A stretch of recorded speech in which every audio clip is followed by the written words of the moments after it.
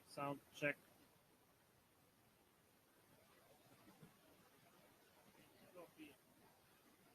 Check sound. Check, check, check.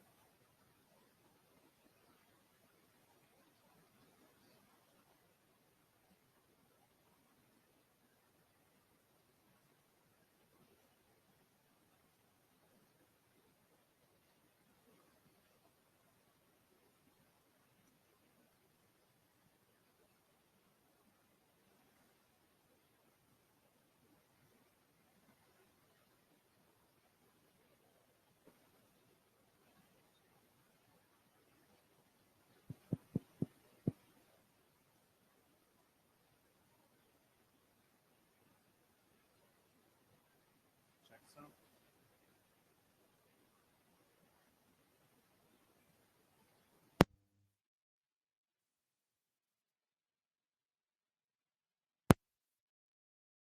Check.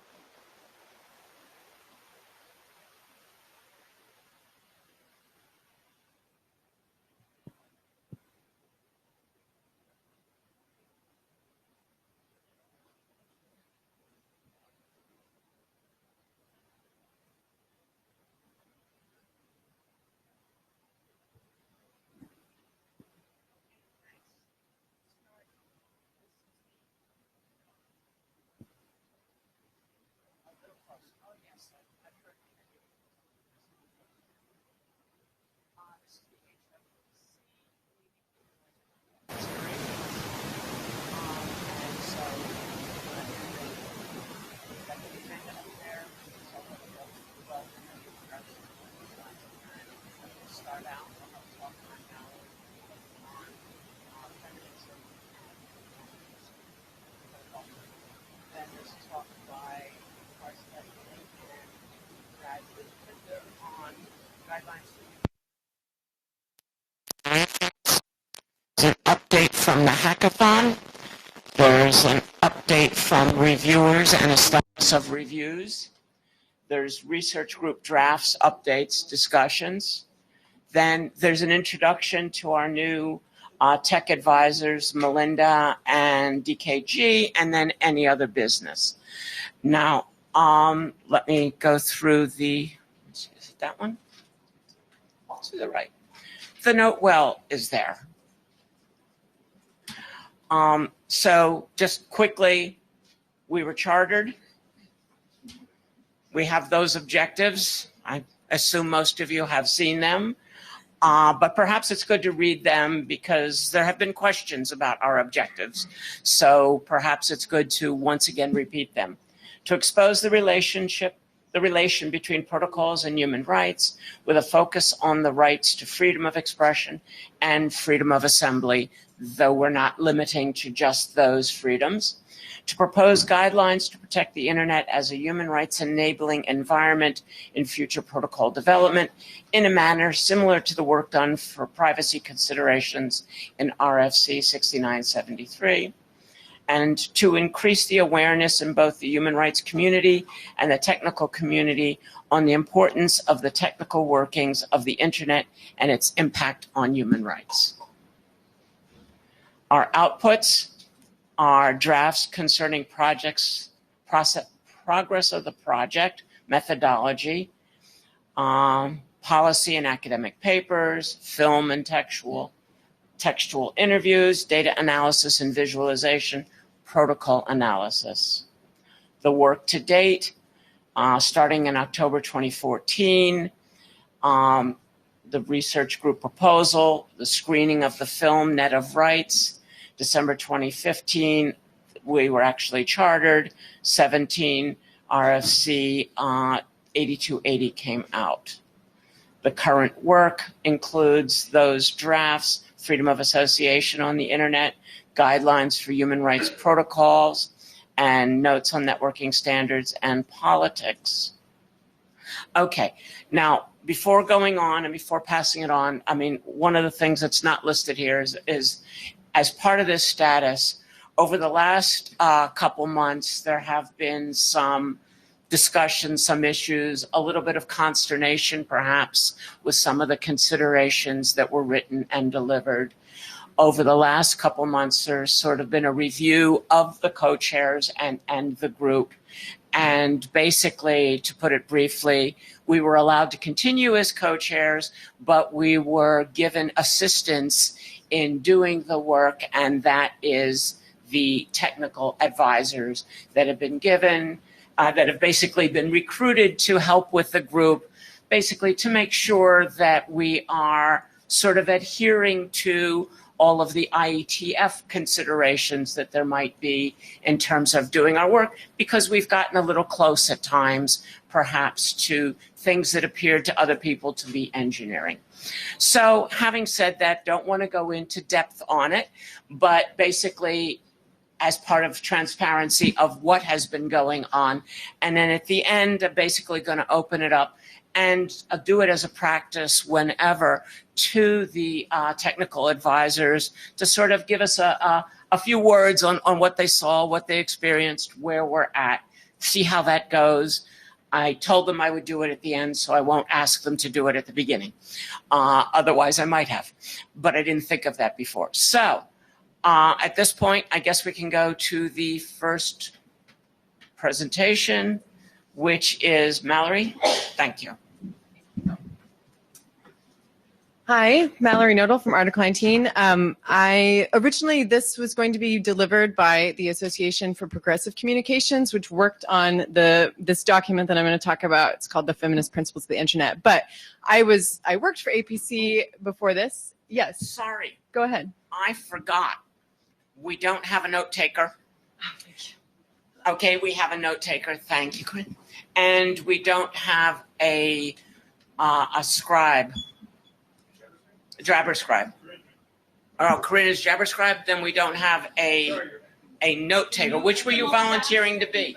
Were you volunteering to be both? No, you can't do both. Yeah. So I can be note taker. okay, thank you. So thank you, and forgive me for Not at all. Thank you having for remembering interrupted that. the start. It's quite important. Yeah. So again, we weren't able to bring someone from APC here to talk about this because their entire women's rights program is meeting right now. We tried to fill it in, but I was also part of this process because I used to work for APC when this was going on. So I can talk about it. But just to note that this is not, so there is a draft related to this, but I'm going to start with this as a presentation of basically to give this group an idea of the movement around feminist organizing on the internet. So it's for your information. It hopefully will be interesting. Right, so the Association for Progressive Communications has a women's rights program, and they're the ones who have pushed this along, although it's been a collective effort with lots and lots of different organizations, small grassroots groups around the world. And that includes organizations that are maybe just women's rights groups that don't have anything to do with technology. It also includes other groups that maybe have more of a focus on technology. And yeah, it's a collective effort, but these are the folks that are behind it. So this is just a very broad overview of what we mean by a feminist internet. So it says it right there. The purpose is to work towards empowering more women and queer persons to fully enjoy their rights, engage in pleasure and play, and dismantle patriarchy with the use of the internet, collaborating online. So this is a pretty well-known person in feminist theory saying there's no such thing as a single issue struggle because we do not live single issue lives. So there might be this question around like, why are feminists talking about the internet and internet rights? It's very much ingrained in everything that a women's rights organization would want to do. People fighting for women's rights online. The internet is part of that now. And also to note that this is there's a lot of question around, okay, what is feminism? And there's many different interpretations of that. This is definitely a perspective of intersectional feminism, which would include lots of questions around race, gender, sexuality, class, etc. And you'll see that as we go through what the principles actually are all about. So the purpose of coming up with principles for what a feminist internet would look like is to provide a framework, which is why I think this is particularly interesting to this group. We work in frameworks, we work in standards. It's easier to understand if you can kind of break out the issues. So this framework intends for women's movements to be able to articulate and explore because it's a process, issues related to technology. So the principles, I'm going to go into detail here. The visual is not, well, it's very exciting and cool, as you can see, but it doesn't tell you much on this slide. So I'm going to talk a little bit about what each principle includes and entails. And they're broken into, I think, 5 different sections.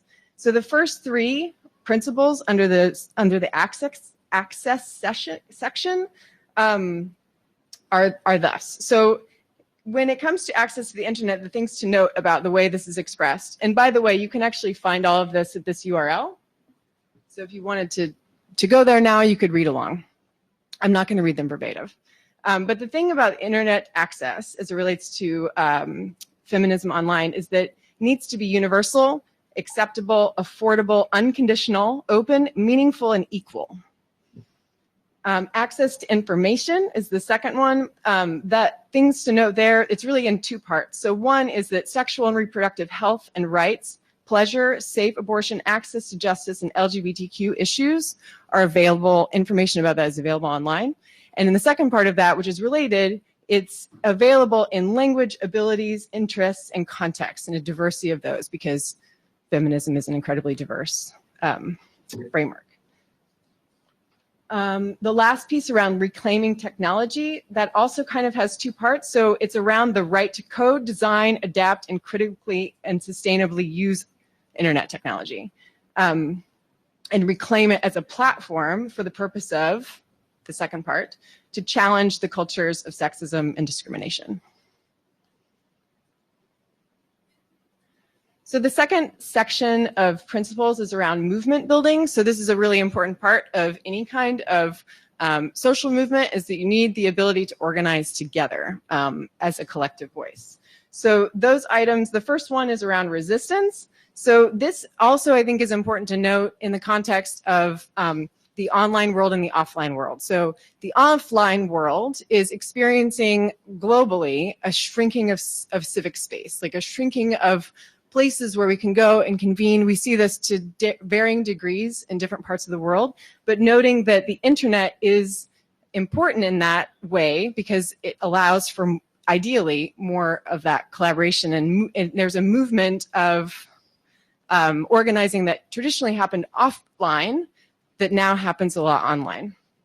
And they're related.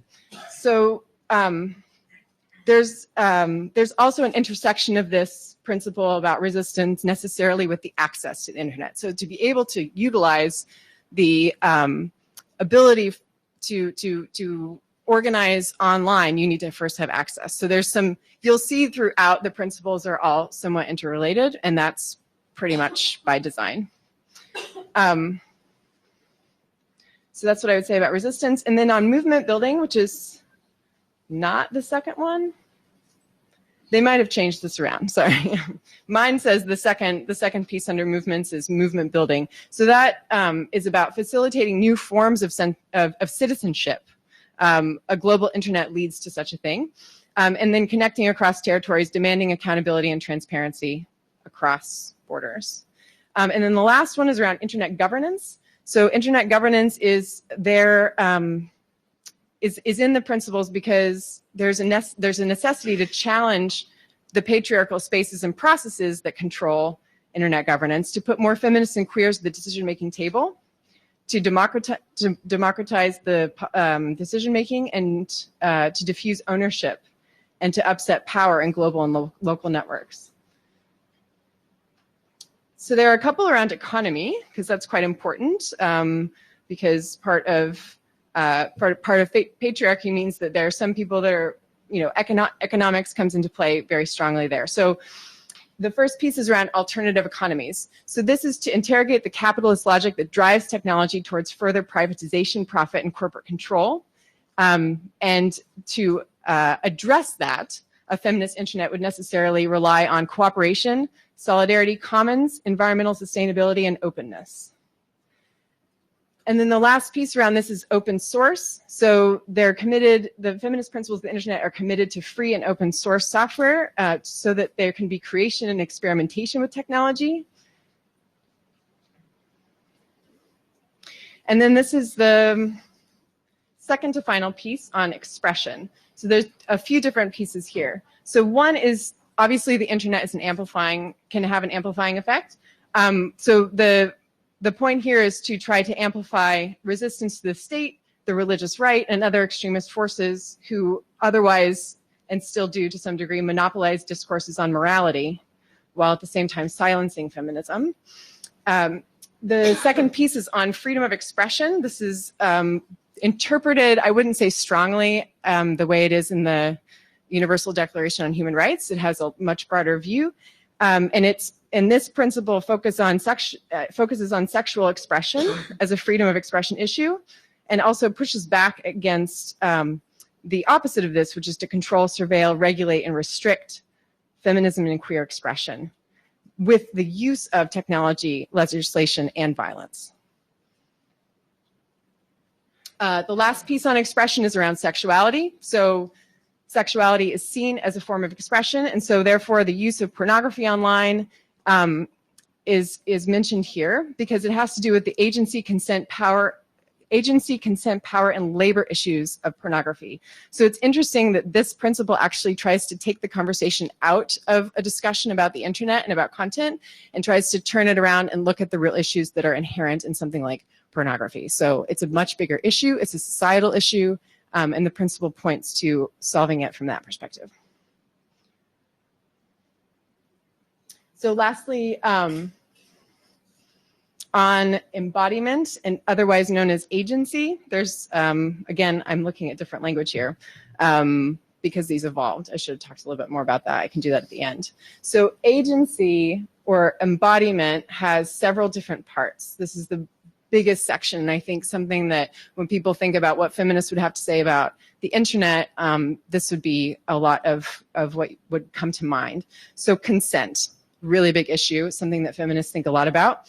The idea of using consent in the context of the internet would be to build an ethics and politics of consent into the culture design policies in terms of service of internet platforms.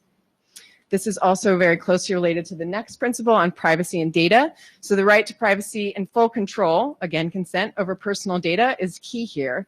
And this principle also talks about surveillance being the historical tool of patriarchy as it's used to control and restrict women's bodies, speech, and activism.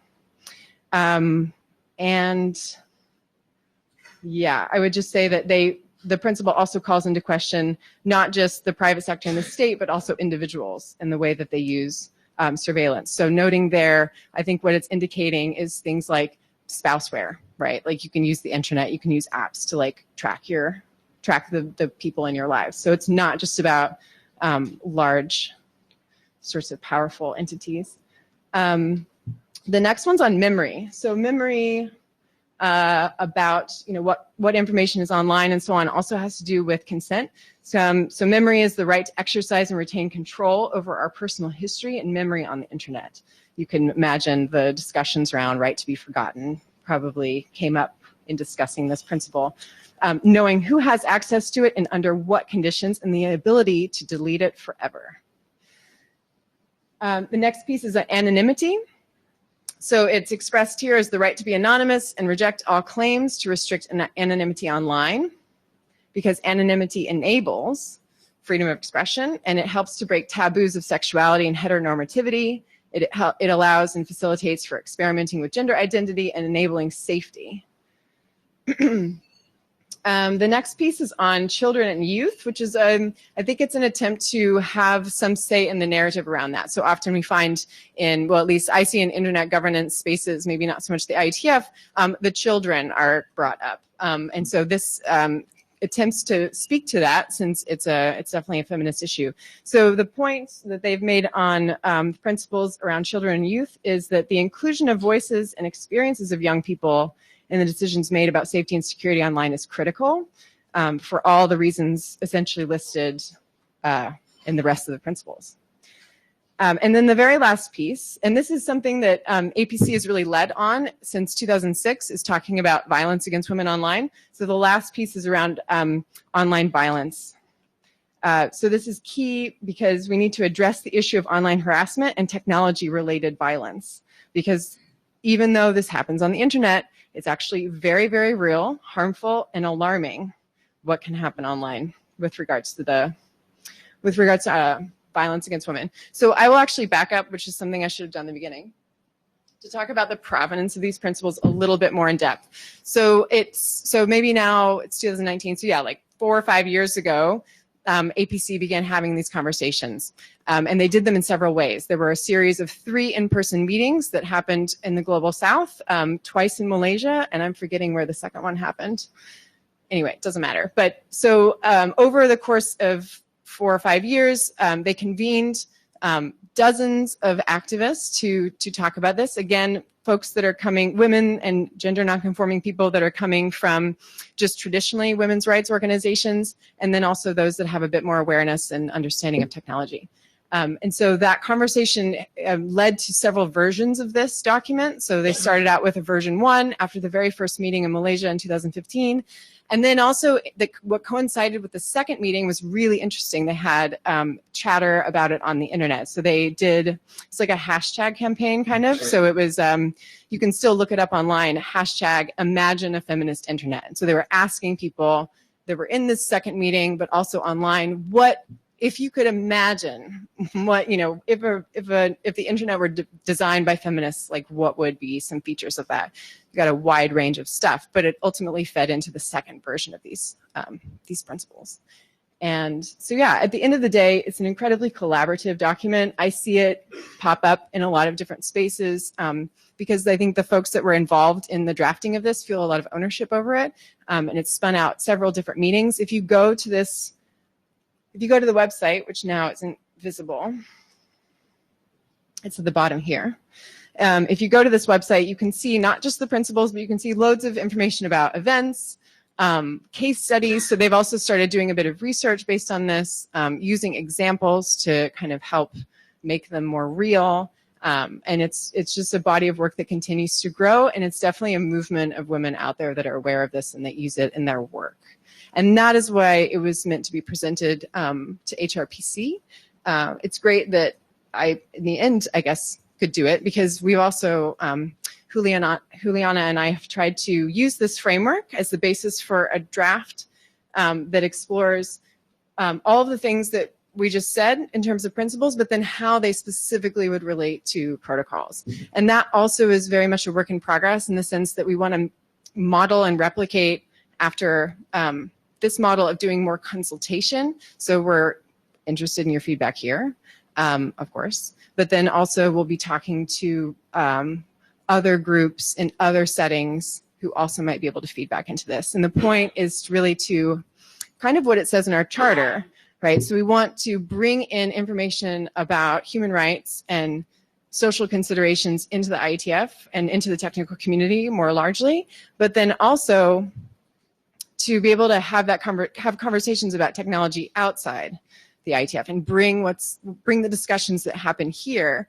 to other groups and movements and organizing efforts so that it's clear what is at stake and to have more of a conversation. And so that's kind of the point of that draft and the process around it. That's it. I have these slides, so I'll just go ahead and finish them off because I think it's kind of interesting. So there's some other things you can do online if you're interested in this or want to read more about what people are thinking.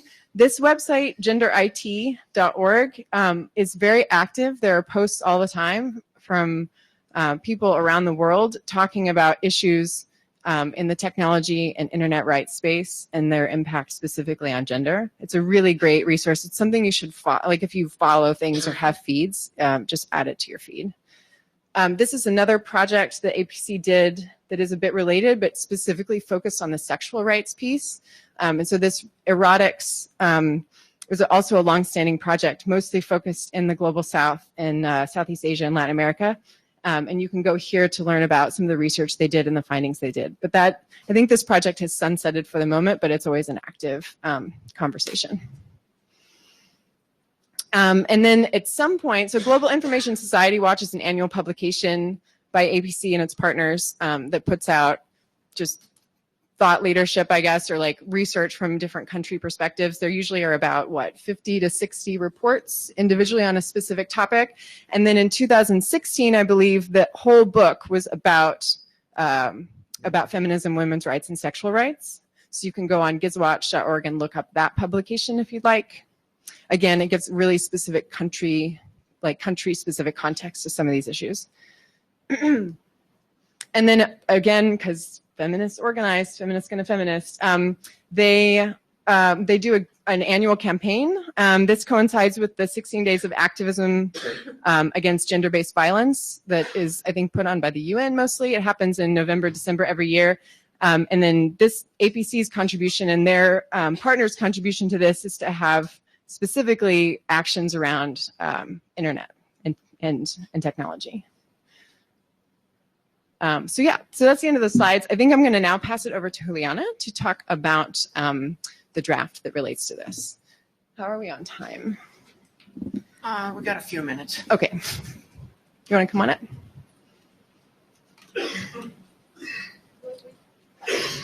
I'm sure we'll be fine. The next. No.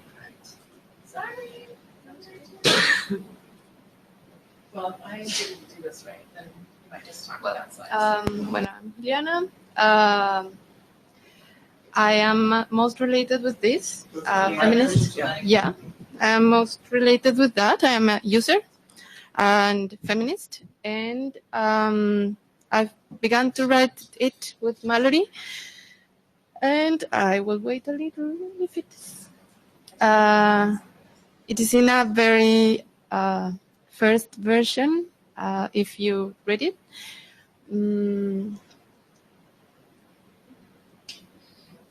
No, it's okay.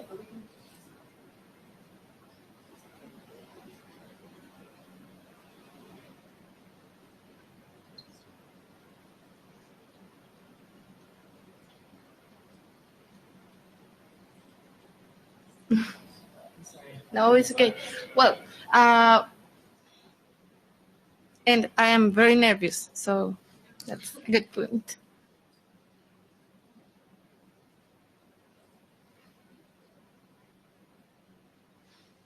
But okay. Okay. What we're trying to do is to talk about. Oh, wait! I will take my computer because I have the slides, so it's easier.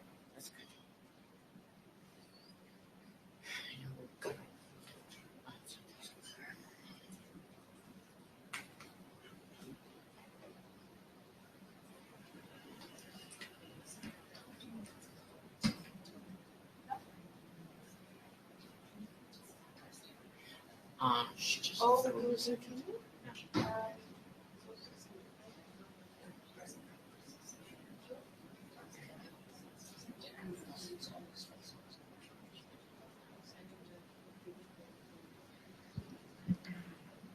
Sorry about that. We'll be back on in a second while we find the slides or one,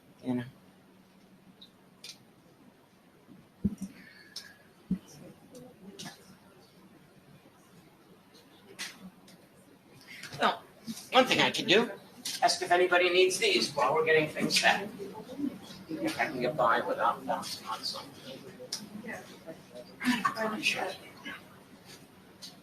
Thank you. Thank you. I think I should throw my red nose in my red shoes. Hi, Melinda Shore. While you guys are finding the slides and getting ready, maybe this is a good time to do the introduction to the tech advisors. Thank you. Yeah, because DKG and I, if you don't know, this is DKG. I'm Melinda Shore. We've been asked to step in as technical advisors to the group to address a couple of the issues which have come up.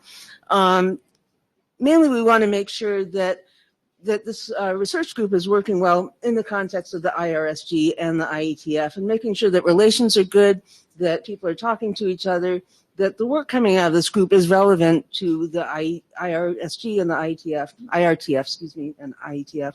So a lot of this is going to be related to the question of how reviews are handled and done. It's been highly contentious. My own view is that they're extremely valuable, that they absolutely need to continue. The focus initially really needs to be on using them as a mechanism to evaluate 8280 and make sure that all the right points are being hit. Also, I think that one of the things that can be done is to work more closely with the working groups whose drafts you're evaluating, and to use kind of standard IETF working processes. But just to make sure this goes more smoothly, that the value to this research group is primary, and yeah, by a little bit of context, I'm from Alaska. I'm very concerned about rights in the circumpolar north. We don't get to hear that much about that in this environment. So I'm carrying the flag for that as well. So thank you. Shall I go now? Yeah. So hi, I'm DKG. I'm Daniel Kahn Gilmore. I work for the ACLU. I'm here at the IETF because I care about a number of human rights and their interactions with protocols here.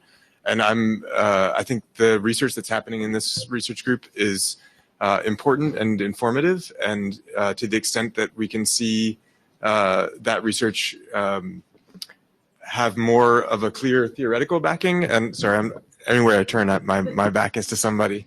And I have, I've been contributing here at the IETF with this sort of thing in mind for quite a while now. I know other people who are here have as well. And I want to offer myself as a resource to folks who are interested in these issues. And if there's ways that I can help with applying this analysis, or with helping people think about this as they participate more actively in the IETF and the IRTF, I'm open to that. So anyway, I don't want to take away from the presentations that we have here, but just want to flag myself as hopefully a resource for people in this research group. Thank you. I want to thank both of you for that. I want to thank both of you for stepping in while we caught up on everything. I want to sort of explain just slightly that until yesterday morning, this was going to be our goodbye meeting and welcoming of new chairs. And it's only through the day yesterday that we discovered that we were actually going to stay on as co-chairs. So use that as an excuse for the lack of together. Please, go ahead. Okay, I must say that as a user, DKG has been really important in trying to understand how does IETF work, because 6 months ago, I didn't know that IETF exists. So I'm really interested in trying this information and these experiences, most of all, here. But for me, it's really difficult to be inside so many engineers. So, well, what we want to do in the draft is to think about how technical decisions on infrastructure standards and protocols, what you do, impact on internet users around the world, but specifically on marginalized groups and communities. But this is not only, for example, what Gaia do, which is like people in places far away from the centralized cities and so on, but socially condemned, vetoed, or excluded because of their difference. So the way they express themselves, which in terms of language or color of skin or bodies or practices or forms or any. So starting with this work, we have the reference like the 8280, which I think you know, and the 7704, which talk about how does IETF works inside the dynamics you have inside the IETF. And I recently read the Internet is for users, for end users, which for me it's very important because I am an end user. So this is like a call to think about not only the operators, but how does this work can be impacting on on the final chain, I think. As Mallory was presenting, the expression is a chapter in feminist principles of the internet. So we want to take the expression as a framework in this work, as a framework in the sense that feminist movements have used for years the internet to meet, to resist, to, amplify their voices, and using the formats internet offer, But on the other hand, inside the IETF, there are many ways in which you have been for long years expressing about gender, bodies, and people in general. As we're talking about machines, gender is really present in documents. One of the ideas is to look back the archive, not only RFCs, but drafts, and see how gender is being expressed there. So in the short document we have for now, it's mentioned that this is something we do, but we are not doing it yet. But this is the plan, like searching for words like woman, women, man, man, he, she, it, blah, blah, blah. And the other issue is to search for the term safety, because you talk a lot about security and safety too. And it is interesting because I work in digital security, and in digital security with gender perspective, which is much more related to violence cases, which, as Mallory was saying, occurs in the user level. You don't need to be a government or a big institution or have a lot of resources, but what happens on the user level permits and enables a lot of violence against women and many other groups, marginalized and vulnerable. So that's the other thing.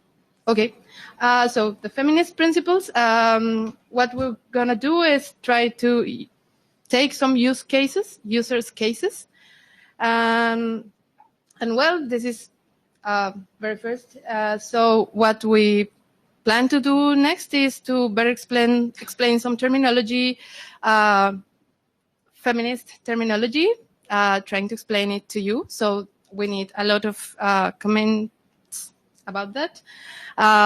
Develop some other concepts, and what I was telling you, review the archive and take the use cases. And this is a collaborative process, so this is not the only place where it will be developed, because in this moment there is a lot of feminist technical community, I don't know, like administrating infrastructure and so on. So we want to construct collect the cases and experiences and try to construct in dialogue with you and with that community there. And our next meeting is in the Internet Freedom Festival next week. And yeah, that's all. Thanks. Could take a question or two if there is one before moving on. Oh, go ahead.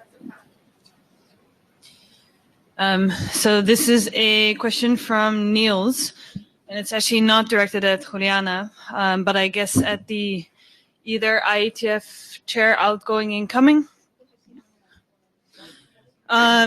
So he was wondering who initiated the RG chair review, IAB, RSG. Oh, there's a response already? Never mind then. Thank you, though.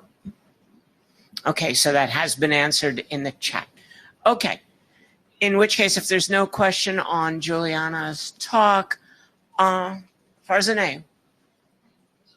Oh, you have a question, please. Hi, Anchal Malhotra from Boston University. I was just sifting through the draft right now.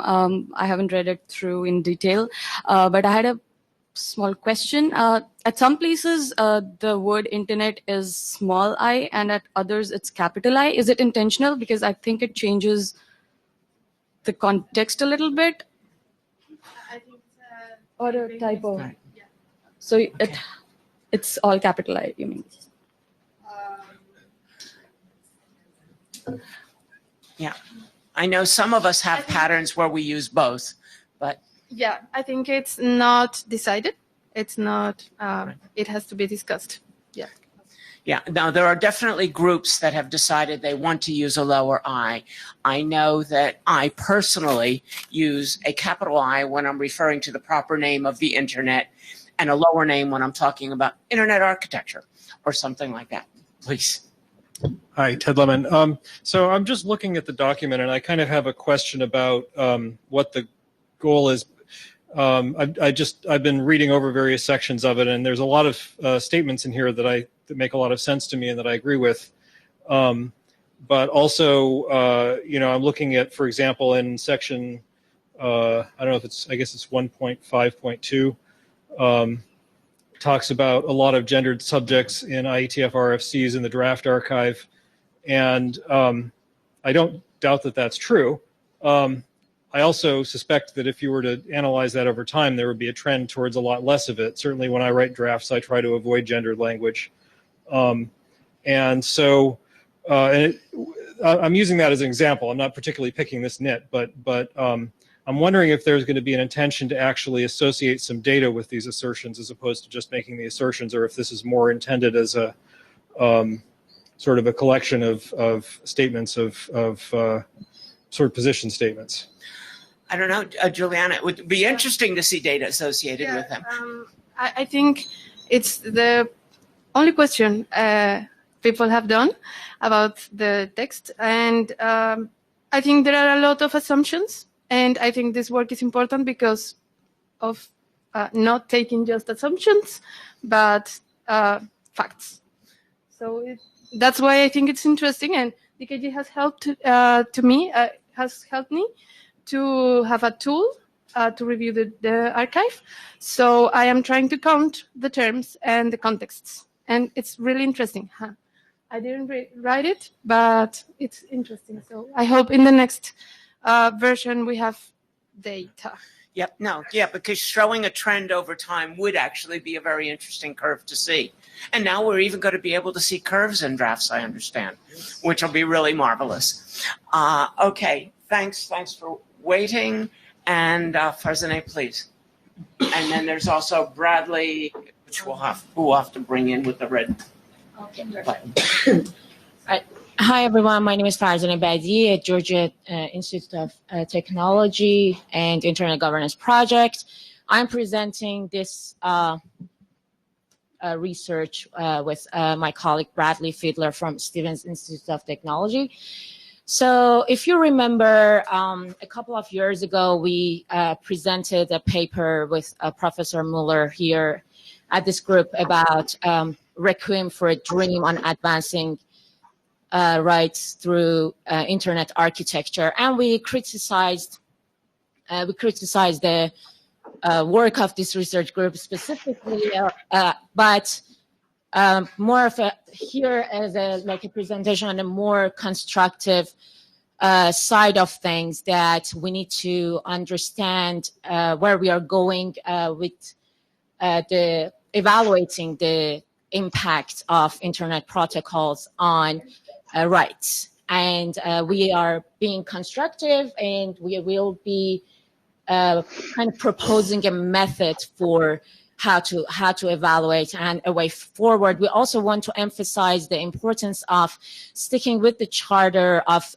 this group because it is the charter is practicable. We do have our criticism, but it is practicable. The principles are agreeable on to IETF actors, and if we stick with the charter, we might also avoid a politicization of the group work. So, Bradley, do you want to say a couple of words? Can everyone hear me okay? Yeah, I can hear myself really clearly too, which is not ideal. But okay, it's better now. Hi, everyone. I'm going to try not to deafen everyone. I'm Bradley Fiedler. It's great to be here. This is my first IETF. I'm sorry I can't be there in person. I'm an assistant professor. I'm a historian of computing, in fact, at the Stevens Institute of Technology. And what we're doing here is we're going to start by going over in brief the kind of intellectual history of this idea that you can embed certain kinds of human values in technologies. Then we're going to look at some of the empirical and analytical challenges that are associated with that kind of activity, go through several case studies, and then go to that first step of how we would see a productive research program in this area unfolding. We have on this slide the aspirational name of our internet draft, which we're just putting into internet draft form as we speak, and that'll be available very soon. So the first place to kind of to start is this notion of human rights and protocols. And we want to make clear that this is a special case of this more general question of if human values as a whole, political values, can be put into technologies. So technologies being protocols and human rights being forms of political values. And we just want to note that this idea actually goes back a very long time. We can see cases of it at the very birth of modern scientific and social scientific thought. People like Boyle, maybe the first scientist, people like Adam Smith, Max Weber, and then it was kind of reborn with Lewis Mumford, who's up on the board here. And the common thread from the kind of the origin until the present day of social scientific inquiry into these topics is that technology can impact social orders, societies. It can also restructure them and encourage certain forms of society and inhibit others. But typically, the way that this has always been seen is that the societies that these systems are interacting with are complex, multivariate environments, right? And it's also been understood historically, when people have been doing this for the last few hundred years in ways we'd recognize, that the technologies that are changing society are doing so in a context-dependent manner. So one technology might have a different effect in one place rather than another. And that the way it can be understood is not ahead of time, but rather after that technology has been observed interacting with society for a period of time. So you can get these, trend lines and whatnot. And you can see that kind of work right up until the present day on studies of technical systems and their social impact of such things as, the internet. Now, this is a kind of consensus, I think, in large pieces of the social sciences. It's also, I think, looking through the history of the IETF and the internet governance community, how engineers have often and typically, I think, understood the relationship between the clearly political protocols that they develop and then the effects those things have. Now, in the 1990s, as evidenced in that paper, there was this kind of reinvention of a narrow subset of this broader tradition by people like Lawrence Lessig. But it lacked the context, the attention to the context dependency, and it lacked kind of the recognition that you really have to watch these interact with society, these technologies interact with society over a long time before you can really know what's going to happen. It was also separated from the political projects that tried to use those kinds of observation as a form of social control, like state communism, for example. So it was born anew, but separated from this kind of centuries history of this kind of investigation. And we think that there are actually problems that showed up and like things that were learned in asking these kinds of questions over time that can like productively be applied to these issues now. So over to you. Okay, thank you. So I'm going to just briefly mention the human rights protocol considerations in the IETF, and you can correct me if I'm wrong, Avery and others who have been involved with this since 2015. So the research group came up with a couple of internet drafts, various versions that became at some point, one of them became an RFC. And the principles as charter addresses is to identify and protect the rights enabling characteristics of the internet. So, which is a great goal. However, we need to have better methods to actually achieve this goal and identify the rights. The other, but however, we also see an evolution in the approach of the group to that goes from encoding, arguing that we should encode rights into Internet Protocol, and that is in the version 0.0 of the research draft in 2015, to it comes and becomes more moderate and accepts that it's actually Internet protocols might enable human rights protection of and protect human rights on the Internet. So this was like a background that I thought it's important to know and kind of like remind ourselves why we are here and why we have such group. So we can go to, but then, so the methods that the group argues, and they're coming up with methods at the moment, more kind of like gets this idea that despite the fact that we don't really explicitly say we want to encode in, rights into and values into Internet protocols, we again use that impetus that was used in the beginning when the group was formed to kind of measure the impact and advise the developers to consider values before when they are developing the Internet protocol. So I thought that it would be important, we thought that it would be important in our document to talk about how struggling is measuring political impacts and how sometimes it is impossible.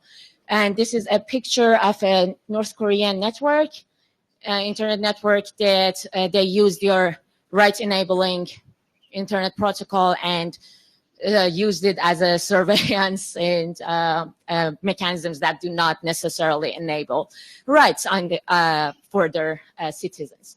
So, but that is the problem. Measuring the impact of our political decisions before the Internet protocols are in place and used is very difficult. So we might have really good intentions to enable certain rights, and then later on those protocols might be used actually to do exactly the opposite. So it is not very accurate to and before the protocols are in place to understand and actually come up with values in the design of the Internet protocols. Of course, afterwards, as we are going to explain in the method, afterwards you can consider that with other factors. But before that, it is not possible. So, and Bradley, go ahead with measuring the political side. Oh, sure. So, again, it is that kind of issue of whether or not we can, how much that we can start considering political values as part of the design process. So we want to trace back from impact through design and design decisions. And kind of the next step along that causal chain, we have design, the political character of the design, the way that we say a technology is particular, like has a particular form of politics behind it. And speaking of the slides, it's fun that the last slide had IP addresses for the rights constricting North Korean internet, and this is one of the first places the IP specification was published with a DoD, United States Department of Defense seal on it. So how things change. So when we understand how a protocol has impacted human rights or politics in general in the world, we then kind of can go backwards and say, well, if this technology did this particular thing, we will say that this technology has a certain kind of politics that we associate with it.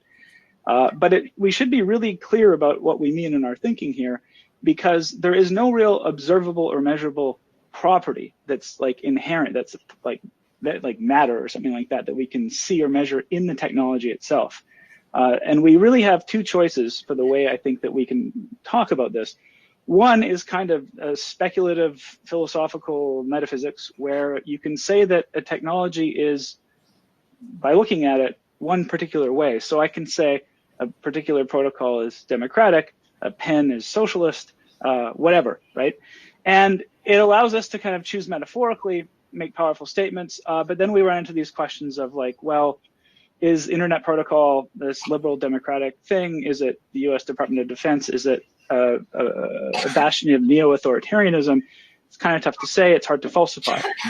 The other way to do this is to make measurements of observed causal relationships, right? So you could say clearly that in a certain context, a certain protocol would have a certain kind of consequence. And that's something that is measurable and observable, but it doesn't actually have us assigning a kind of fetishized quality to the protocol itself.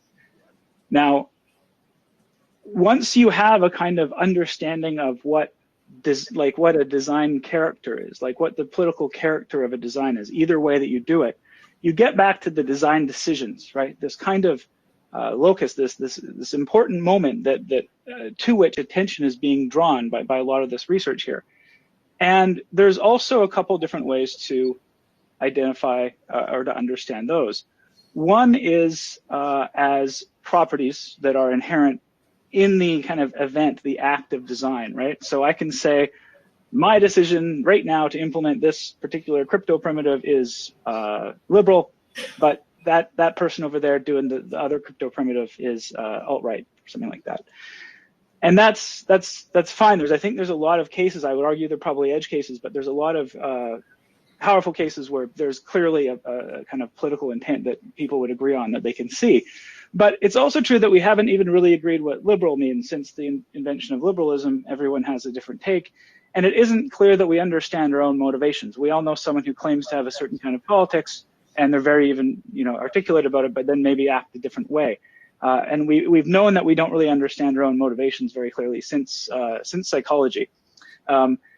Now, so there's that one way to do it, which is kind of ascribing those properties. The other way would be consequentially, like after we can see what the consequence was, go back and say, well, these decisions had those certain kinds of like measurable impacts. And if we do that, what's interesting is that the consequence of those decisions will change over time as context change and the impact of a certain protocol will change. So the same design decision will have different meanings over time.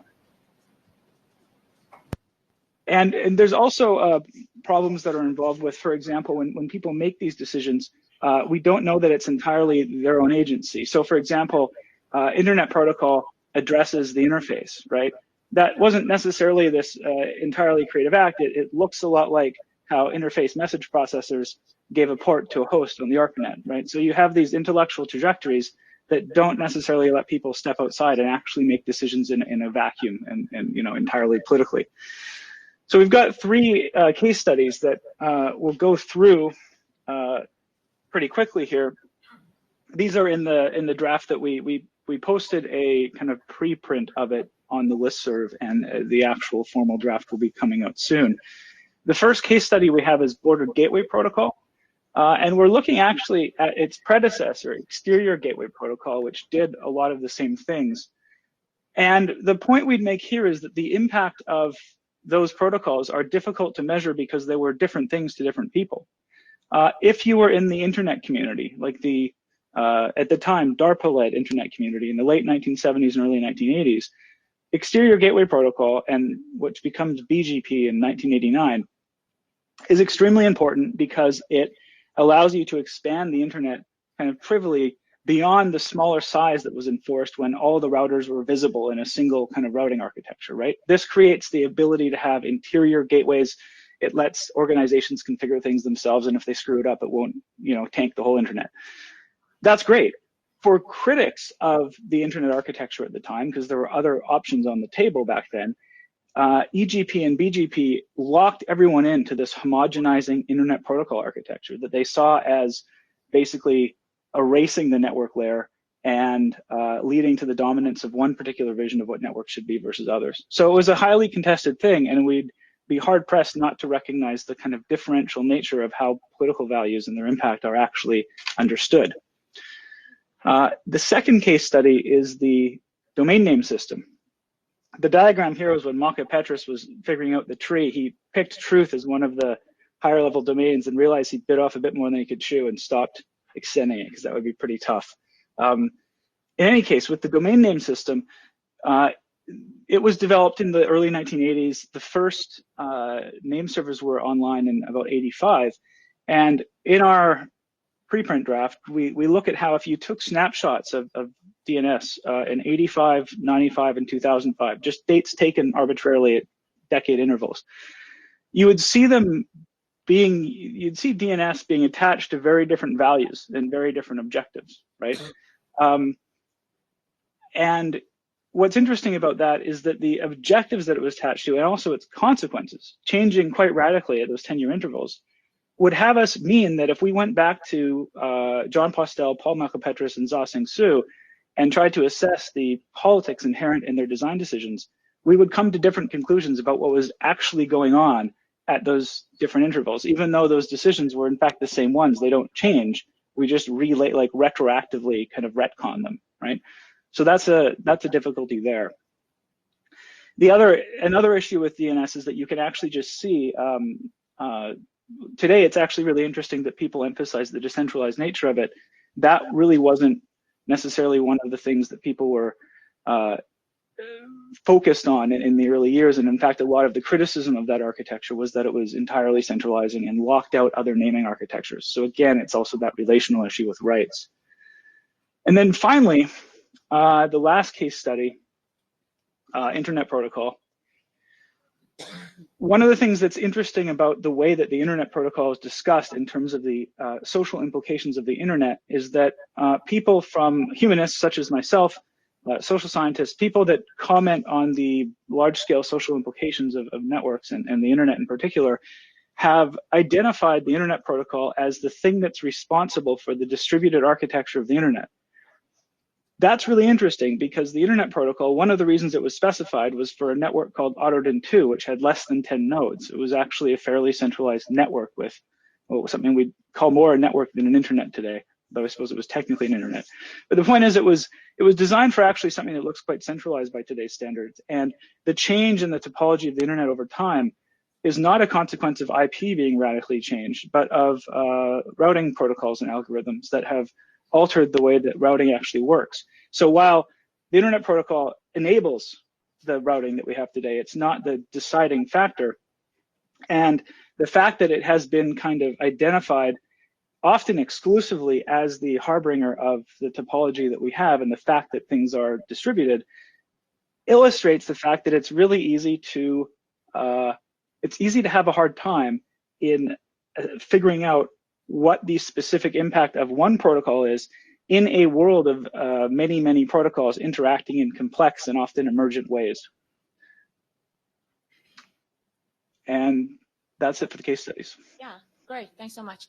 So now get to the last slide, which I'm going to tell you about the method that we are developing. It's not developed yet, but considering the problems, the issues that we may face in understanding the impact and measuring the impact of Internet protocols on rights.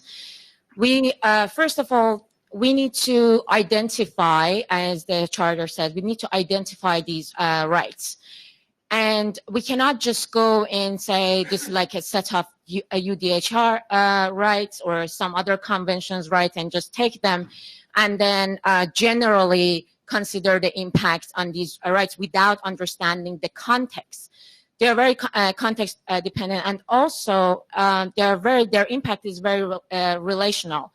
It might be the Internet Protocol, it might be the whole Internet Protocol, it might be a set of Internet Protocol that are interrelated that might have effect on these rights, or it might be the Internet Protocol as well as the market and law and other actors that will hamper the rights that we will identify. So we need to answer two questions first before we start our research.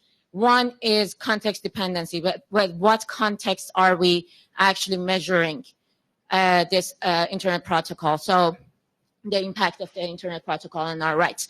And by context, I do not necessarily mean geographical location, but other contexts like social context. And that way we can also identify the rights instead of just having a laundry list of rights and picking from them. And then the other question that is important to answer is whether Internet Protocol is the right unit of analysis, whether this is really, whether Internet Protocol really have consequences or along with other actors and factors has consequences on our rights. And then when we answer these two questions, then we can go ahead and and measure the impact. So we are working on this method. Thank you very much. If there are questions, I'm here. Sure. Sure. I was very reluctant. Only because it wasn't sure that it was time for applause, but comments, please. Yeah. Hi, thank you for your presentation. Remember to give your name and introduce Sorry, yourself, yeah. please. I forgot my badge. Gurshabad Grover, Center for Internet and Society. I just want to make sure that I'm understanding the argument correctly. I completely agree that it's almost impossible to foresee the entire impact of a particular protocol. But are you also saying that it's so difficult to foresee any sort of impact that that an analysis before a protocol is deployed, for example, is not valuable? I believe that if it's a new function that is providing a new angle, yes, it is very difficult and almost impossible. Because if you look at, as historically we see, sometimes intentions are something, and you predict a positive effect, and you get another effect. So it is difficult to accurately predict. Of course, you can predict it, but it is difficult to accurately predict. But if it has been operationalized for a good number of years, I think that there might be ways to consider how it affects us. But then that would not be considering when developing it. That would be reviewing the protocol. Yeah, just to further answer that, thank you for the question. We also think that, we think protocols are political, and we think human rights are important. We do think, though, that if political considerations became an active part of the development process, or was kind of institutionalized in any way at the IETF, we're concerned that the political values that were being assessed in the people making those decisions would be difficult to measure or know, right? Self-reporting in survey research, we've been trying to get that down for a long time. It's difficult. It would also be, because we won't really know what the consequences of that protocol are for a while, whatever it was that we were seeing in the politics of those people, or asking them to kind of self-report or confess, would be something else. It would be some other kind of bias. It would be some other kind of thing, we think. Once in a while, there could be, I think, these edge cases where it's just blindingly obvious that somebody has an ulterior motive and it's a, maybe a damaging thing. But most of the time, we think this would actually take us down a bad road in terms of the criteria that we would be expecting IETF members to follow. Okay, may I respond?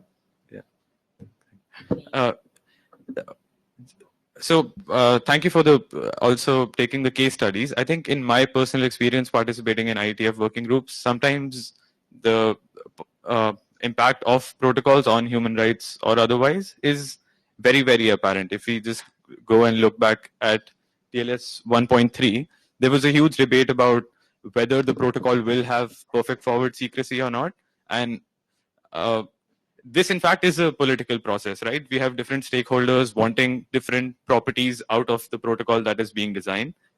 And clearly, I'm not saying that all of the people who voiced their concerns about whether TLS 1.3 should have perfect forward secrecy or not have the entire picture of what the impact will be on human rights. But just the simple fact that a simple security property will, that impact was entirely obvious at the time. And this, I think, continues when we discuss DNS over HTTPS or versus using vanilla DNS, for example. So,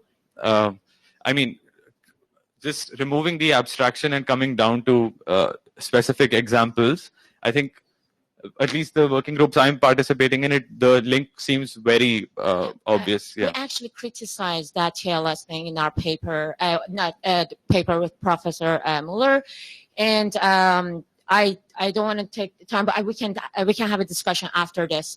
We don't think that it is really apparent which decision is right. Also, it has created some kind of competition between standard setting organizations. So IEEE has come up with its own the TLS. I can't remember the Yeah, No. that one. So there are like the other consequences, but I will definitely talk to you about this. We have written about it. I know Cool, about it. cool. Okay, We're thank going to you. have to cut the queue after DKG. I've got Niels remotely, but then we'll have to move on. So please. Ted Lemon. So I lived through the various decades that you mentioned, and your reporting of them seems remarkably inaccurate. And so that leads me to question the conclusions that you've drawn. I think it was pretty well known in the time periods that you're referring to that what we were doing was creating a decentralized infrastructure.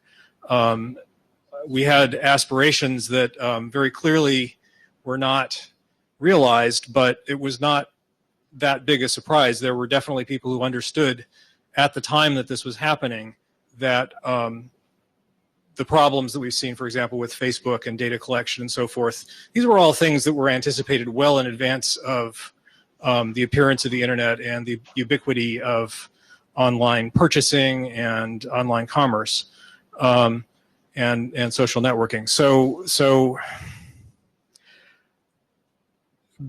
based on the reason I say this is because I feel like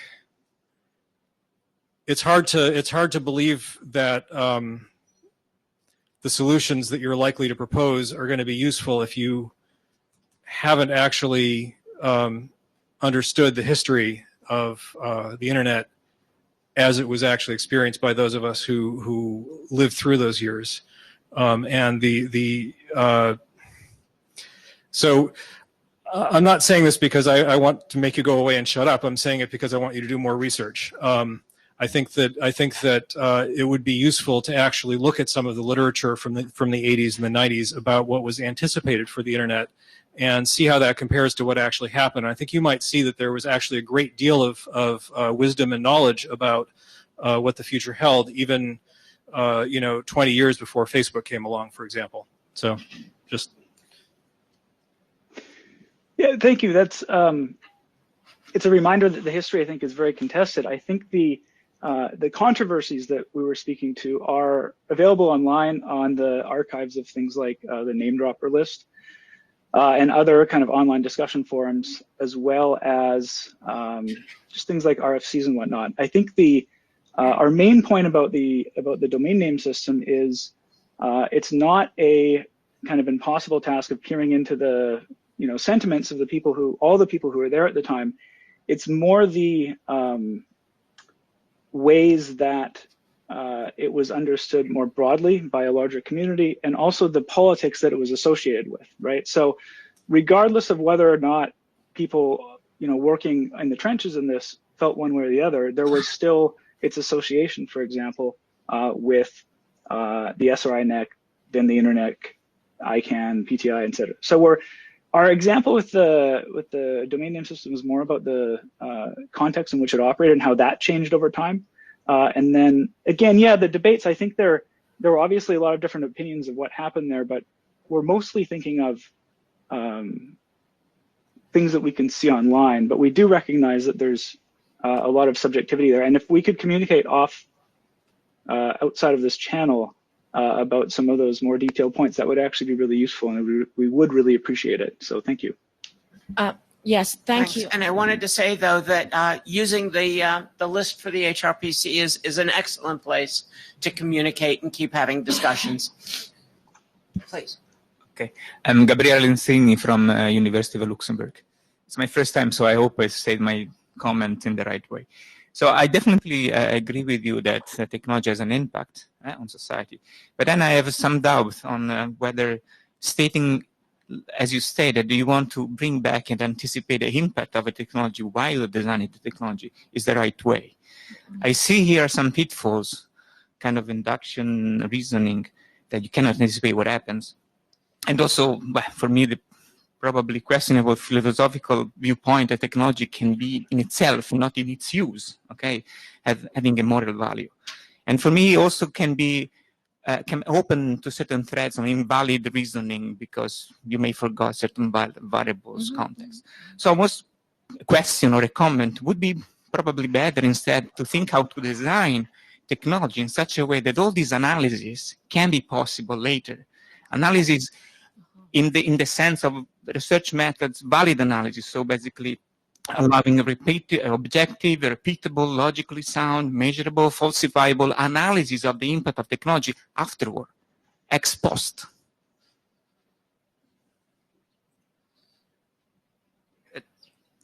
Bradley, The question, the comment was clear. It is very, to me, it's very ambitious.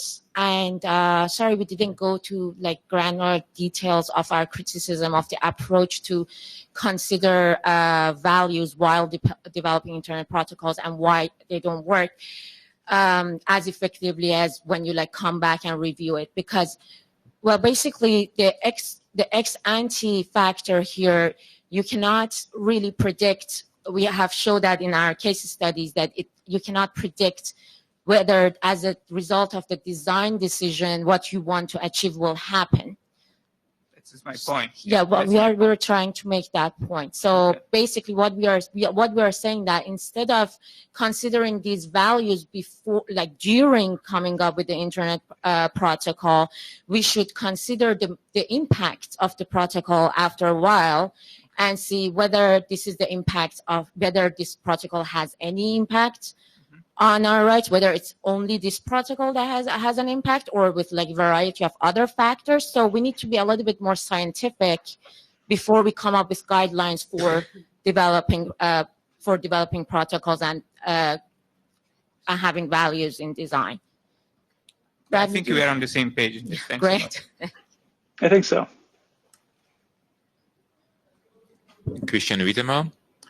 I was listening to your talk, and the idea of looking at unintended consequences is indeed something that engineers should do. I mean, the historical thing is like, for example, there probably would not have been the wars of religion without the printing press, and the great wars of the 20th century would not have happened without the Industrial Revolution. And now, what is the catastrophe that will happen because of the internet, and how can we prevent it? We don't know.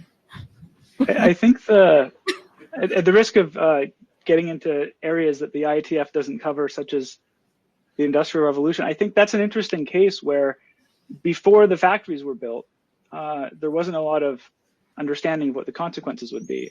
Prior to industrialized warfare, it wasn't really obvious. And now, in retrospect, we can say, wow, the Industrial Revolution changed the face of the world, and so did World War I in a less productive way. But when people were just kind of thinking, what if I made my guns with factories instead? It wasn't necessarily clear. And in fact, some of the predictions were way off. So, some of the predictions, I think the machine gun will bring world peace because war will become too costly or something like that, right? So I think those examples would be cases where we recognize and we celebrate the dramatic impact that the internet can have, and we worry about the downsides, but we also think that analogous historical transformations speak to that problem of knowing what's going to happen before it does. Well, I mean, if we have to cite the one unintended consequence we see today is generalized surveillance. Mm-hmm. I mean, be it corporate surveillance or be it government surveillance, but we see that, and the level of surveillance that we have today, that we see emerging, probably will not happen without the technology. And do we know that how much internet protocols played a role in that, and whether we can actually stop it by changing these protocols? And the other question, and I know that there was a statement after that IETF issued, but it was a statement. I don't know how much we actually did something about it. The other thing is that when we actually made an example of the printing press in our paper where we presented here 2 years ago, and they told us in this very meeting that this is not an accurate analogy. So it is not. I'm not saying it is not accurate, but we kind of like, this is why we did not make those examples, because we thought that the community might not be receptive to it anymore. So, but internet is apparently different, and this is what they argued. But yeah. Well, Hello, Daniel Kahn-Gilmore, ACLU. So I wanted to thank you both for bringing this here and for engaging in the discussion. I think it's important that we think about how we do this research, and I completely agree with you about the context being relevant, and individual reviews of a specific internet draft or a specific RFC may not be sufficient, right? To do such a review effectively, you may well need to bring in context, whether that context is other internet protocols or social or economic factors. So I want to thank you for bringing that lens to this. I think in terms of being able to understand the impact, we may well need to situate these reviews in current political or historical political, depending on what we're looking at, context. So I'm wondering, the argument that I hear you advancing, though, seems to be that prospective prediction is so hard as to be impossible. So we should stick with retrospective analysis. And I'm a big fan of the virtues of not biting off more than you can chew. So I can understand where you're coming from with that. But I also wonder, if we do a historical analysis and we see some clear evidence based on contextual analysis and protocols, what are our obligations? How should we use that analysis going forward? Is it something that should inform future evolutions of the protocols in question, even if we can't predict the results? Or do you see that as like too much, too fast? We should just keep reviewing existing things in the past? Bradley, do you want to answer? Yeah, I think that what we're trying to raise, I think, is kind of a cautionary approach to institutionalizing, I guess, political review of protocols. I think that, like the case you gave, if a particular protocol has a demonstrated consequence, and then you're working on new versions of it or something like that, that's an obvious case to have that discussion. I think there are, and we've spoken about this, how there are existing mechanisms in the IETF where those kinds of considerations would be up for discussion. Obviously, the people in the IETF know that they're building things that are used in the world. So it's not that we just go completely blind and develop whatever we want, move fast, break things, whatever. It's that we should be careful about how far we institutionalize things and how far we would be willing to argue for a change of the design process. We're not advocating some kind of amoral, like sociopathic protocol development process. So the example you give, I think, is a perfect one of where you would obviously want to say, wow, this had a certain consequence. Let's think about this as we move forward. We're not against that by any means. Okay, now I have to figure out how to get Niels, who's huh? Oh, he just joined again. So I'm not quite sure now how I shift over. I've tried that button, the red button. Okay, I see him. Here he comes. Does it work? Yeah. Oh, and Bradley gets to still be there. Cool. Hi all. Thanks so much for the very interesting presentation. I would be very interested to hear from the scholars whether they have the same opinion vis-a-vis security considerations. So should we not think about the security impacts of something, and should we first do it and then see if accidents happen, and if so, address that? I will take that. Sorry. And then the second part would be, do you think it could make sense in the design process to state our expected impact on the world and on values, so that we have something to measure against after that? Because else we have at least a baseline measurement against we can see what we were thinking of the impact it has. So that would make analysis after the fact perhaps easier. Would that also be something that could be included in your model? Thanks so much. Thank you, Neil. So for your first question, security and privacy has a very precise technical meaning at IETF, and they put that in their documents and considerations. So, and we always talk about like security and privacy, like and the balance between them. But when we talk about the technical definition, I leave it to the IETF developers to discuss that and come up with the. I mean, they have already. So we have a specific, for the technicality, we have a specific definition. While if we go to like the outside world, privacy and security, law enforcement wants to save us from the bad actors, and then you have people that want to have their privacy and not be surveyed. So these are like the questions. So I think we need to really distinguish between the two concepts, the concept of security and privacy at the technical level and at the outside. And the other question, sorry, I forgot your other question. What was it? Oh yeah. Oh, okay. I have a really good example for that. So basically, I don't know if I think that would politicize internet protocols, like saying that I want to advance freedom of expression in the world. That would politicize the internet protocol, and I'm not in favor of it. But if the community accepts that, then that's okay.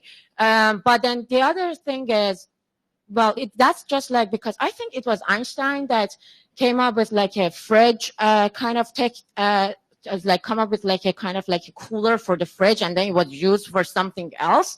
And I don't know if I don't know if always the internet protocol developers have any value in mind to state what they want, or it might be just purely technical, and it might have other effects later. So, and Bradley, if you want to respond. Right. So I think that those are really great questions. And Niels, it's great to finally meet you. I think that we obviously should think about security. And I think one of the issues with the internet, one of the problems is that people weren't thinking about it soon enough. I think that, but I don't think the lack of security kind of designed in early on was a lack of thinking about it or talking about it. I think it was for other kind of institutional reasons. I think that the question of whether or not we would state what we expect this to do with respect to certain political values, if I was in a community of people, if the entire planet thought exactly the same way I did about politics, and so did the organizations and governments, absolutely. However, for the people in the room, depending on what your politics are, if Huawei or Cisco made a statement through one of their representatives as to what they were hoping to accomplish, would you find it credible? Would you find it insightful? Do you find corporate press releases credible sources of truth? Furthermore, if let's say for the sake of argument, I was to call Article 19 a liberal organization, and the Hudson Institute or the Heritage Foundation said, we care, and let's pretend they were building a protocol at the IETF. And they said, we care about exactly the same human rights you do. Or imagine they're like paleo-conservatives or something like that, people from a totally different place on the political spectrum. Would you find those statements compelling? Would you find them useful? For me, I think that I might see something of value there, but I think normally I wouldn't find a lot of useful information. And I think that our concern would be those kinds of statements would become, there'd be so many latent consequences built into the act of stating them that it would become a problem and maybe detract from the work of the IETF, or even kind of call its legitimacy into question. Thank you. We've really run over time on this one, but if you have a remote comment, bring that one in, and then we really do need to cut this one. But hopefully we'll continue this discussion on the list as opposed to waiting until the next time we're in Prague. But no, please, yeah. I mean, just quickly, Shivan Sahib, just wanted to say that I wish we understood privacy as much as you think we do, but we don't really. But I think the value, from my point of view, is that the value in having a privacy consideration section is that we do think about it. And as we keep doing this more and more, we eventually learn more. Yeah, it's easier than the outside work. But okay. Thank you, Farzaneh. Thank you, Bradley. And thanks everyone for the discussion. Now, we've got about a half hour left, and we had about 45 minutes worth of packaging to put in. We had basically a report on the hackathon. We had a discussion of any reviews, and then we did have the 3 drafts that are currently moving. Had a suggestion that we move first to the 3 drafts, and then we can come back to the reviews if there are any, and then to the hackathon. The hackathon's been talked about a lot, and all the wonderful stuff that's being done has been talked about. So if that's okay with people, we'll move to the 3 documents that are in progress. And the first one we were going to cover was the guidelines. Okay.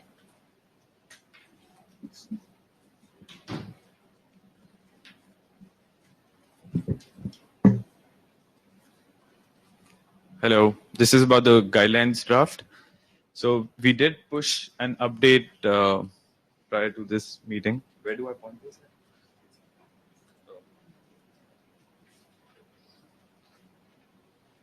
Yes, the objective of the draft is to create guidelines for writing human rights considerations, and RFC 8280 already contains this, but this will sort of be an update as we do more reviews and get more information from the idea.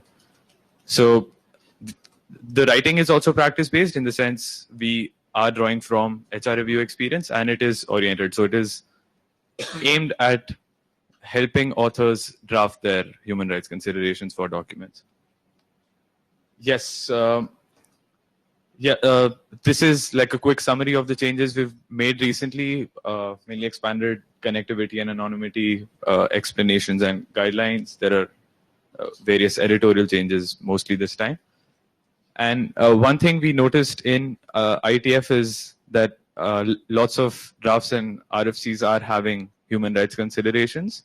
And sometimes it's not clear what the framework is. But thanks to Corinne for starting this link. Here we're just collecting all the drafts and RFCs that have a human rights consideration section to see just what's going on. And would love feedback on any of those documents in light of the guidelines draft. So how best to feed that work back into the guidelines if those sections are relevant. And what we've seen is that HR reviews are happening not just of protocols in the traditional sense, but problem statement drafts, architecture solution draft, etc., etc. So for now, the title says Guidelines for Human Rights Protocol and Architecture Considerations. But if you have suggestions on what the scope of the guidelines should be, right now, in my opinion, they're written mostly for protocol analysis rather than having a larger scope in mind. So if you have any suggestions about that, we really appreciate feedback. And I mean, if you have a thought on this, please just step up to the mic right now. As a before. Anyone? Keep going. Sure. And thank you, Corinne. Thank you, Joe. Thank you, Abri, for reviewing the draft.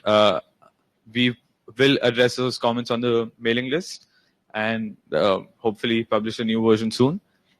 And we're also hoping to add more explanation. So wherever there is a guideline states a question, we intend to clearly make the connection between human rights and that particular question, linked to various RFCs in that regard. That will expand. And currently the tag doesn't say so, but I think if it's all right with the RG, we'll make this as an update to RFC 8280, since that also contains guidelines, right? Update. Yeah. So RFC 82 has these guidelines and a theoretical framework for arriving at those guidelines. So we'll just update that part. Yes, and I mean, please step to the mic if you have any comments on the draft and suggestions on how to make this useful for IRTF and IETF. One thing I was thinking of is that this is sort of a living document that you've got here. Yes. And that, you know, making it part, I mean, it's sort of a derivative of 8280, but I think that as people gain more experience, as we go through any methodological sort of work on the considerations and it gets updated, it becomes richer, and then we can figure out what we want to do with it. Yes. At some point later. Yes, please. I agree. Stefan Bartsmeyer, just to remind that this is a very important work and it's related to the previous discussion, because the previous discussion was how it is difficult to foresee the consequences of something. But we cannot just say, oh, it's difficult, we will do nothing. We have to take decisions. You take the example of TLS 1.3, which is a good one. So it's very useful. This document is very useful to help people to make decisions, because just saying that it's complicated won't help. Yes. So we have to be more concrete and precise. This is what the current document is doing. Yes. Thank you. Thank you. Yeah. One takeaway from the last presentation was, which is that we might even analyze protocols in a particular context. Sometimes they have differing results when used in combination with other protocols, etc. So, I mean, that's something we'll keep in mind as well. Thank you. Any other comments? If not, we can go on to the next. Would love draft. feedback and reviews on the draft. Thank you. Yes. So yes, please keep reviewing it. 3 of us reviewing it is a start. Yes. But there's more of you in the room, so please. Thank you. Okay. The next one was the freedom of association. Was Neil's going to speak to that? And he's joined the queue, and what, we have to press the button? Oh, and Niels might have something to say about guidelines. Sorry. And Niels is speaking. Hello, thanks so much for being here. I have a bit of FOMO for not being with you in person, but luckily I'm here remotely together with Gisela. Gisela, are you in as well? Yeah, hi, can you all hear me? Yeah. I can hear you. Hi, everyone. So thanks so much, everyone, for continuing the discussion on this work, which is, I think, now one of the documents we're working on for quite some time. And we have a new version of that. Next slide, please. And what we try to do as a doc is one specific part of the charter, namely expand and deepen the relationships between specific rights and protocols. And in this case, it's specifically the right of freedom of association and assembly. And what we do not try to do is like analyze specific protocols for their human rights impact or produce new guidelines, even though we do foreground the interrelation between these rights and the guidelines. Next slide, please. So we had 2 full reviews of the document and some co-chair concerns. And based on that, we reworked the abstract and added a research design. The research design sparked quite some discussion in the last 2 days on the list about the nature of ethnography and whether ethnography can expose causal relations. And whether causality can be implied based on these cases. We try to address that, but apparently not so well. But I hope we can have a discussion about that, because I actually do think we can. And if we cannot, perhaps other people could suggest stuff on that. A bit more on that later. So we also try to improve the framing of the cases, the case selection and their impacts. We linked the cases to the guidelines in RFC 8280, so to show where the rights that are mentioned in 8280 and the specific considerations link upon the specific cases as suggested last meeting. We added a discussion on establishing the relation between the rights and protocols and architecture to kind of separate the 2 discussion parts and make the structure clearer.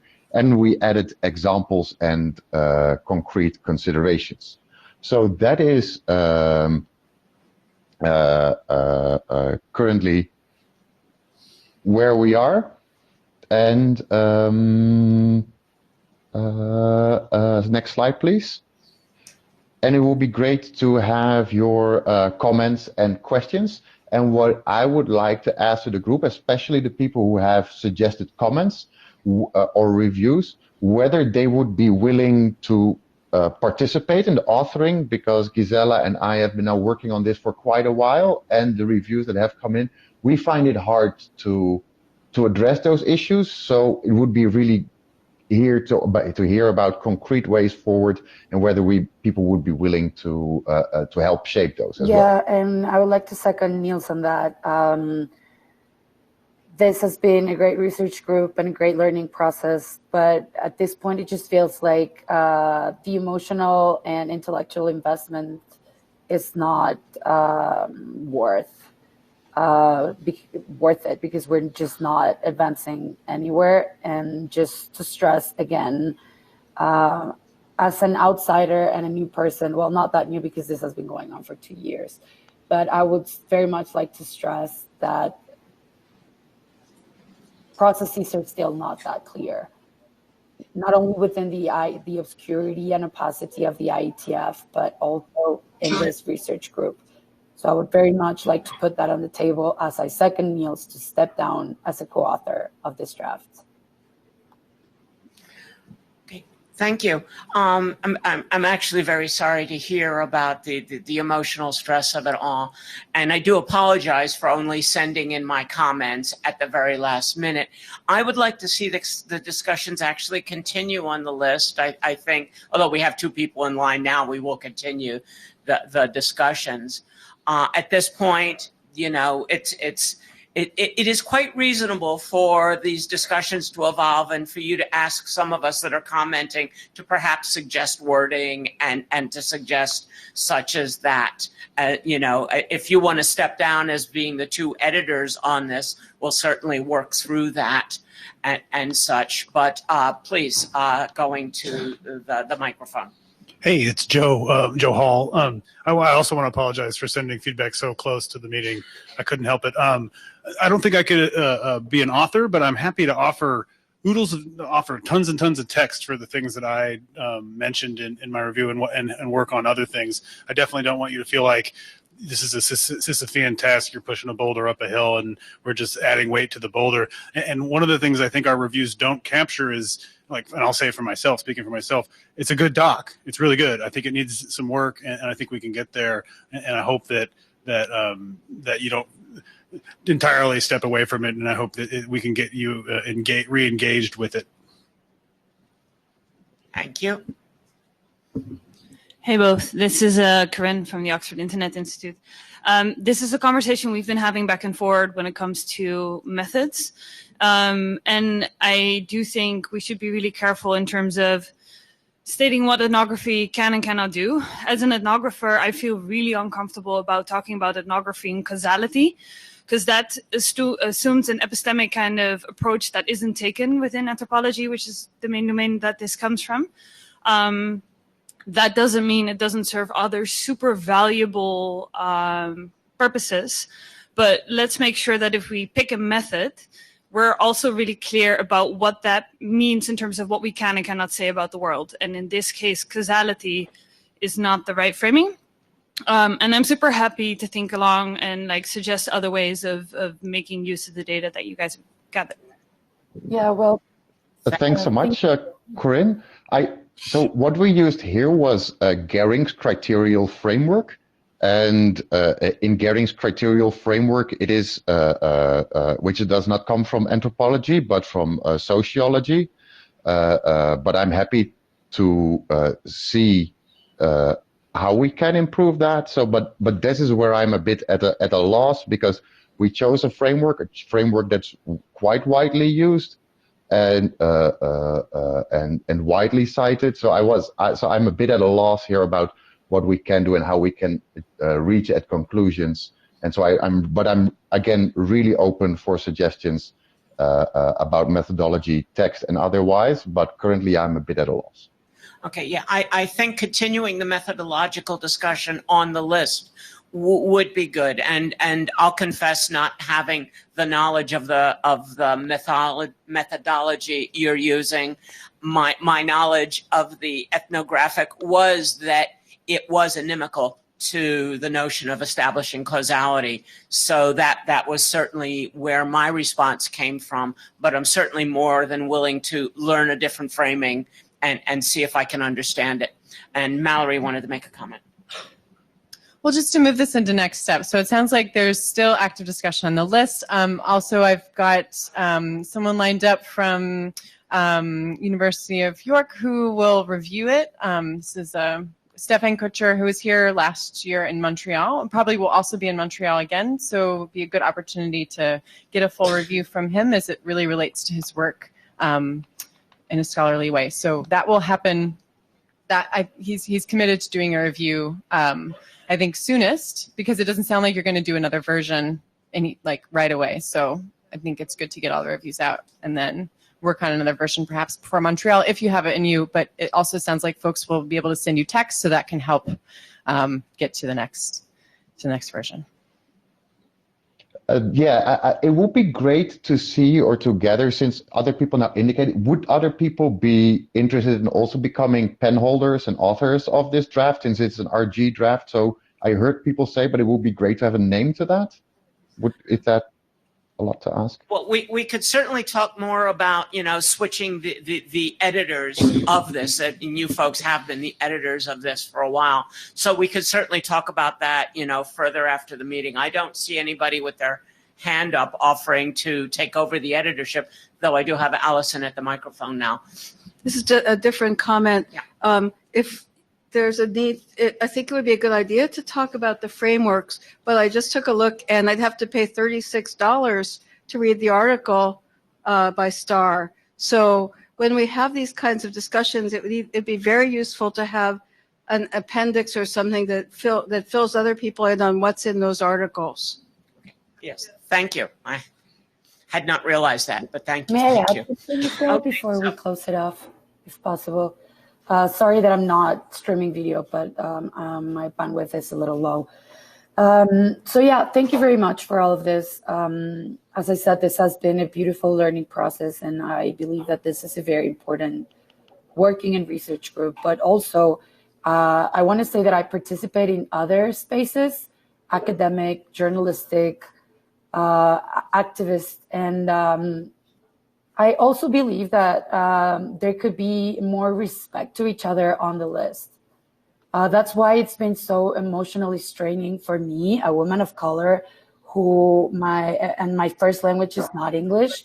We want diversity in the IETF because it is a group of power, but it cannot be like the barrier of entry is so high for us women of color from the global South that can we just be nicer to each other? Can we, even on the list? And I know this is completely out of the scope that we're discussing right now, but what I'm weighing out now is the emotional labor that I'm putting into this and then the outcome that I will have.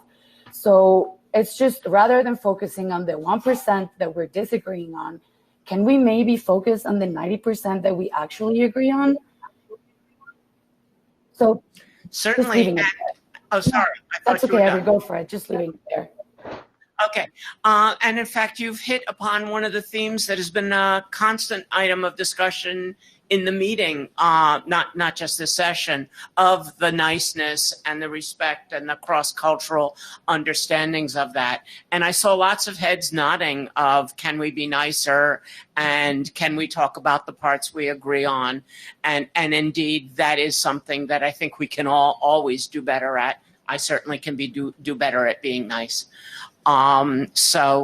Yes, I'd say yes to that. How we do it and how we achieve it remains to be seen, but yes, we can. Sorry that I cut you off if you have more that you wanted to add. No worries. It's just emotional as well, so it's hard to articulate, but thank you very much for recognizing it. Thank you for everyone in the room for nodding. And let's keep moving forward in this in just a more healthy way. Okay, thank you. So I guess that we'll continue discussing this on the list. We'll see if there's anybody that wishes to add themselves to working as an editor on this.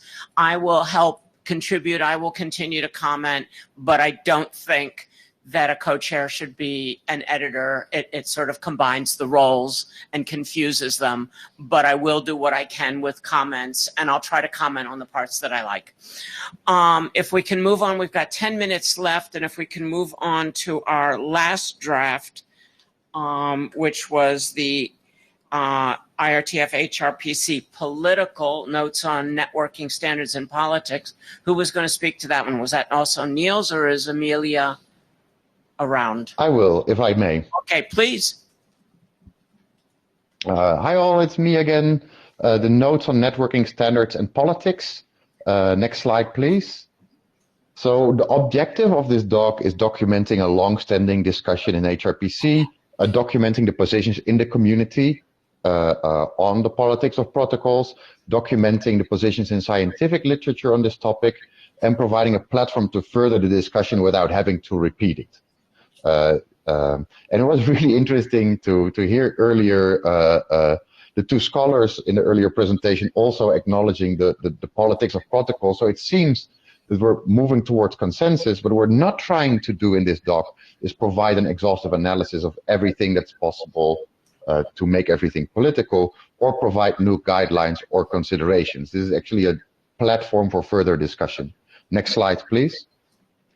So the changes that we made is on flow, but also added considerations, very similar to what Dr. Badier just said, is considerations about possible external interventions in the standard development process, such as the standardization of what was called ETLS for a while in ETSI, so that the IETF is not just its own bubble, but there's also a larger context.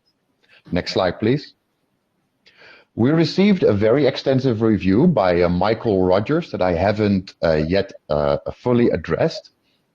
But what is very clear in that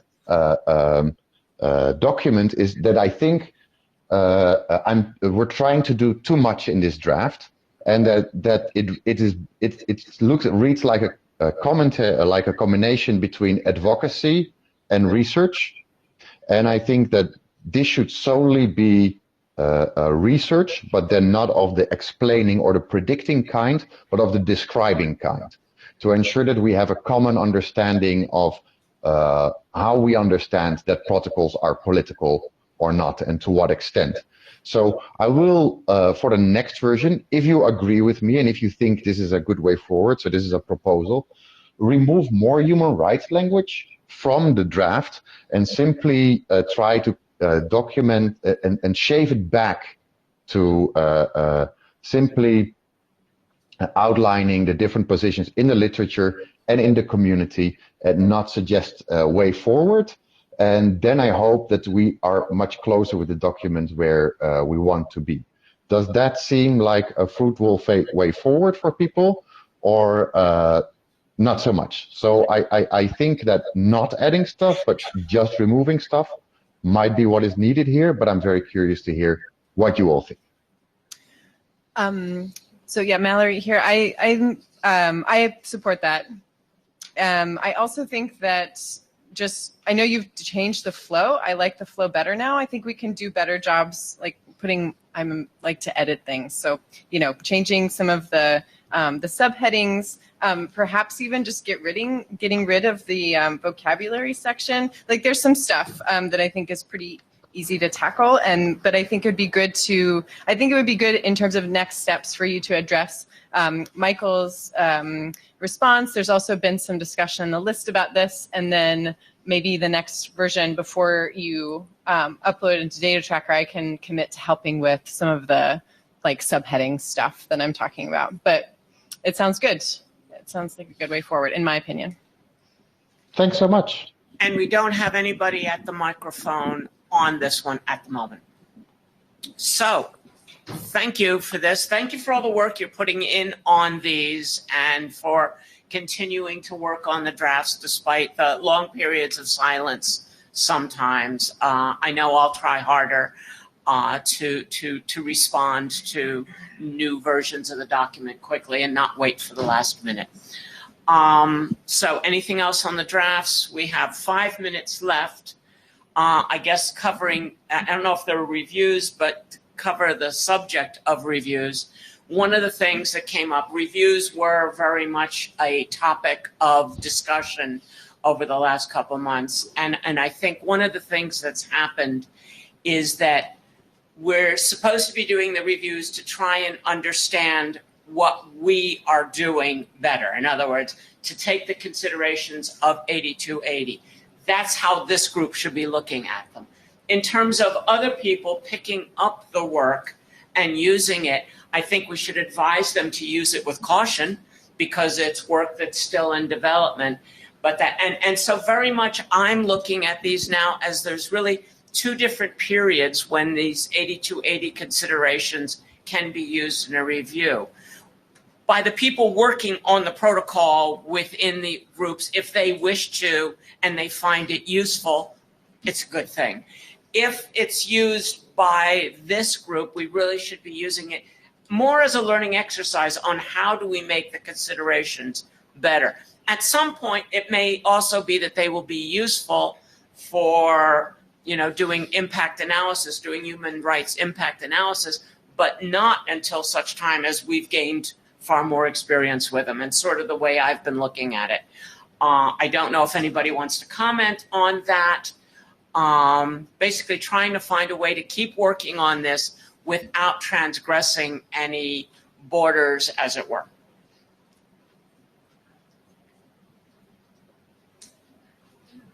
Whoops. Hi. A couple of things. Number one, I think that continuing to focus on using reviews as a way of evaluating 8280 is perfect, right?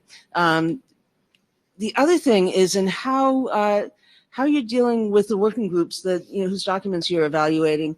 I think the other day Mallory referred to the DKG model, which I think is a good way to describe it, because of course he's doing work in these working groups. So I think that if you're interested in having an impact, which is a lesser priority right now, the thing to do is to work with the working group. So rather than producing a document, send email to the mailing list and recognize that this is an iterative process. It's interactive. You're engaging with people. You're not sort of delivering an evaluation and boom, it's done. So I think it's really important to work with folks and work using their methods. So definitely agree with that. And I think there's a lot of consensus among folks who have been doing reviews that would actually make it a lot easier for them to say what they want to say. Alyssa Cooper.